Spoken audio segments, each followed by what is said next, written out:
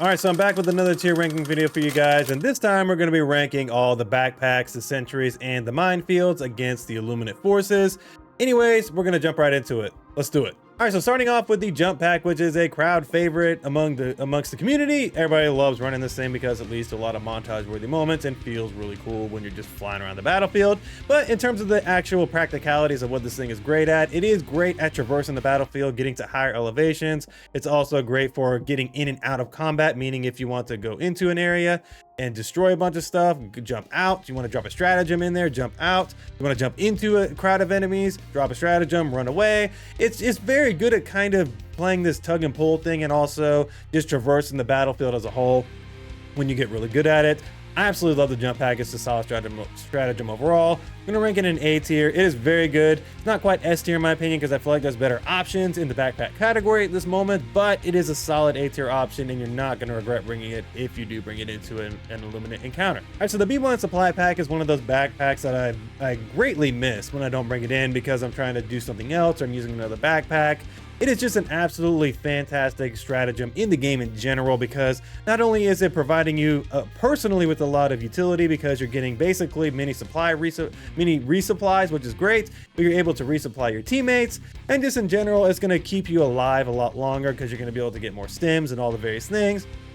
And also it's going to be able to keep you with more grenades, so that way if you're running the thermite grenades, you can throw them and have more anti-tank stuff. So the supply backpack just provides enormous utility, which is great. So I'm going to rank it in immediate S tier. It is great against every faction in the game, and it's no different against the illuminate. The guard dog laser I thought was going to be absolutely incredible against the voteless enemies, just in general against the illuminate, but it's proven to me to not be that great. And it's because the illuminates are basically a mix between the Terminids and the automatons, and in terms of the way they deal with lasers, I feel like they are more on the automaton front than they are the Terminids, because the Terminids are much more susceptible to the guard dog laser, whereas the illuminates are not. So, you know, it's just one of the, or the illuminate and the automatons are not. So where I'm looking at it as, I'm going to rank it a B tier because it's usable and it's fine and it's going to really do a lot of damage because of voteless, but against the overseers it's not that great. Against the shields and the harvesters and things like that, it's not that great. So I'm looking at it and I'm saying, like, I don't want to run this a lot over the other backpack options, but it's decent overall if you want to just mix it up. All right, so as for the regular guard dog, I'm just going to go ahead and say that this is actually in my meta build that I've made on the channel. It is an absolutely fantastic strategy against the illuminates, and it really showcases itself very well because it's very good at killing the overseers, it's very good at killing the voteless because it prioritizes that headshot damage. The medium armor works really well. As we get more of the illuminate forces, we'll see how well that translates over.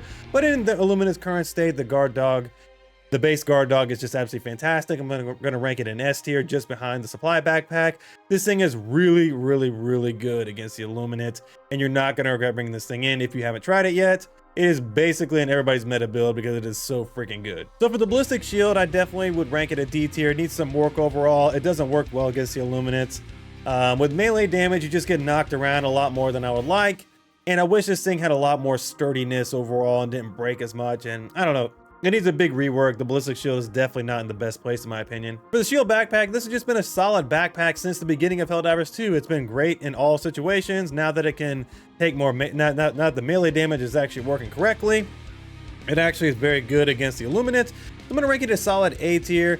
It's very, very good overall and gonna bring you a lot of utility because it gives you max protection. You got this big bubble around you that's protecting you from all sorts of various incoming fire. I mean, it can even tank harvester beams, for example. It's very, very good overall. So it's a solid A tier option in my opinion. So the guard dog backpack is definitely usable against the illuminate because of gas. Gas is usable against the illuminate, so I'm gonna rank it as C tier. But the dog breath backpack in general is just not very good. It needs a complete rework. Now the gas grenade is very good and the gas strike is very good, but the sterilizer and the dog breath backpack, both are not things you should be bringing in. But if you want to bring it in for some, you know, giggles, bring it in. It's definitely a decent option if you want to use it at all. All right, so the directional shield is definitely the better version of the ballistic shield. It's not a bad option to bring in. You're going to be able to use one-handed weapons very effectively, like crossbow, the stun lance, or anything like that. It's very, very good at giving you that upfront protection against any of the voteless or even the overseer enemies. I'm gonna definitely rank it a solid B tier. It's not as good as the shield backpack, but it is definitely much better than a lot of other B tier options in my opinion, because it's going to give you a lot of utility and give you some good protection overall. The shield generator is another one that I thought was going to be pretty good, but the problem is that again, the Illuminate are a hybrid between Terminate and Automatons, and the Voteless will just bum rush this thing and destroy it before it can actually do its thing, because it's great against the Harvesters, it's great against, you know, everything that's shooting at you. But again, until we get the full force of the Illuminate, it may be more useful, but at this current time, I'm actually going to rank it a solid B tier. Not bad. I'm just going to rank it actually. It's better than the Guard Dog Laser. Not bad, but again, like the Voteless kind of ruin your parade, and then other Helldivers ruin your parade because they're calling this thing in, and the bubbles getting bursted by drop pods and things like that. So they got some work to do on it, but it's definitely a decent option overall for the Illuminate forces. Now the Tesla Tower is kind of hit or miss. Like this thing is absolutely fantastic at killing the Voteless and will actually do a lot of damage against the Overseers, but again, with the hybridness of the Illuminates, the Voteless will sometimes kill it because there's so many of them and it's not attacking fast enough, and then the Overseers with the big melee things will run in and destroy it.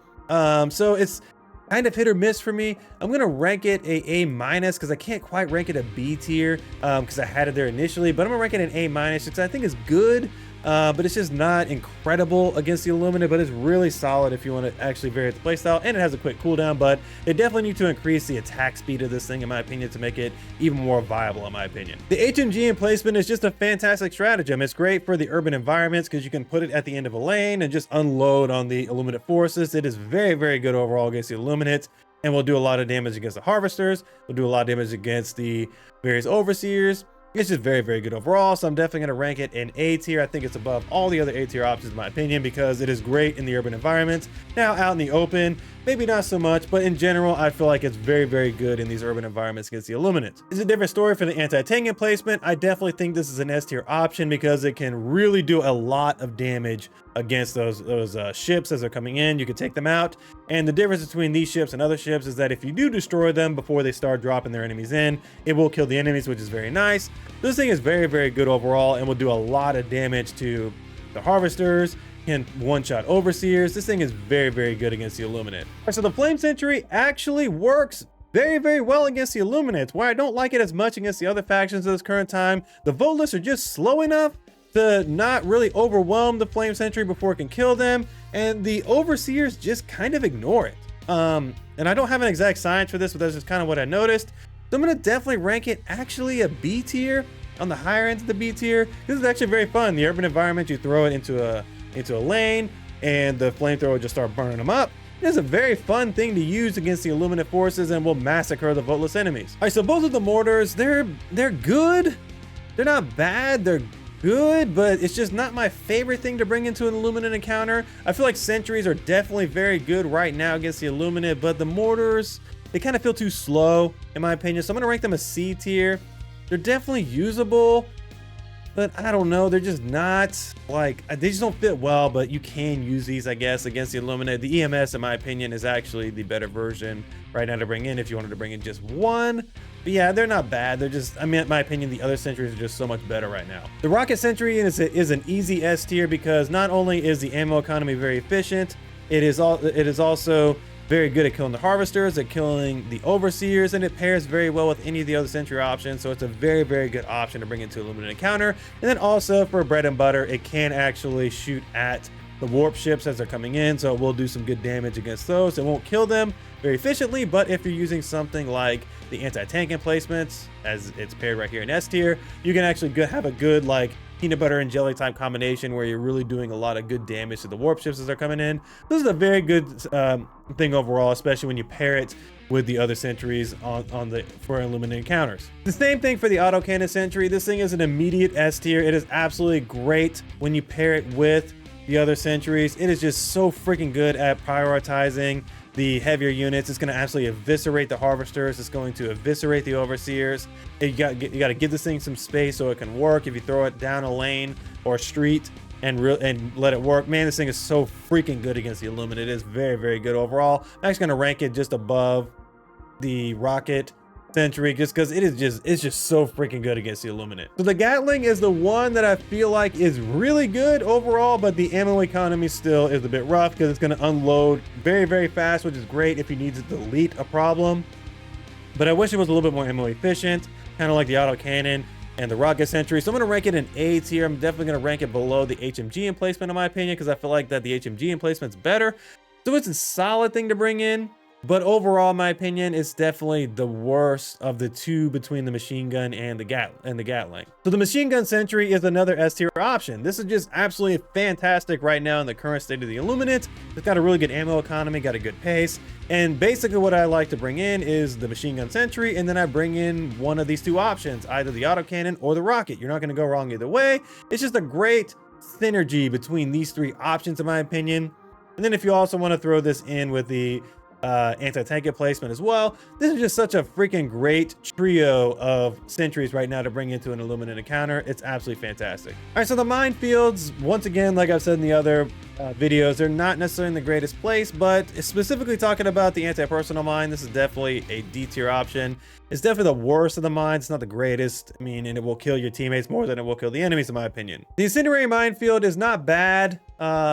It's not as usable as the mortars, in my opinion. Actually, I take that back. If you place it well in the streets, it can work because it can place around the streets and really do some good damage against the voteless. So it's not bad overall, but it's definitely not one of the things I think to bring into illuminate encounters too often. Anti-tank is actually a little bit worse, in my opinion, because it doesn't really affect the harvesters that well, and the overseers that are flying will ignore it, and really it's just for voteless. So I feel like that is better than the anti-personal, but it's definitely not better than the incendiary, in my opinion. And then lastly, from the very little bit we got the gas mines, they're pretty good overall. I feel like they're going to be at some point a solid B tier option against the illuminate, just because the gas cloud is very good.